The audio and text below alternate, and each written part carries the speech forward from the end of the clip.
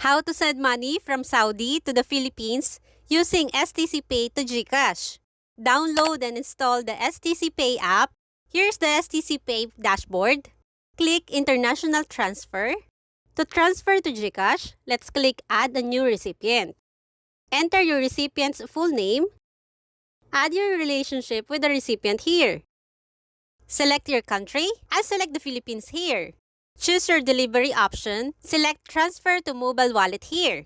Click the Continue button here. Under the mobile wallet name, click here and select GCash. This box should be in the Philippines since we're going to send it to GCash.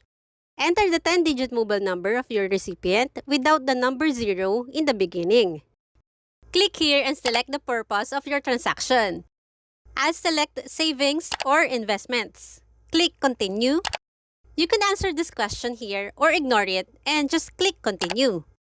After clicking Continue, you will receive an SMS code on your phone and your recipient will be added. Once added, go back to the recipient page and you will see your new recipient here. Click either the recipient details or transfer money button. Double-check the details of your new recipient. If all looks good, click the transfer money button. Type how much Saudi Riyal you'd like to send here. And in the middle, you can see the conversion rate from Saudi Riyal to Philippine Peso.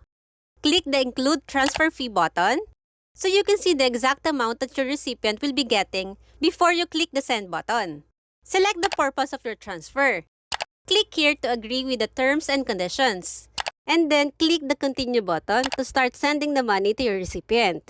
And that's how you send money to the Philippines with STCPay. Thank you for watching.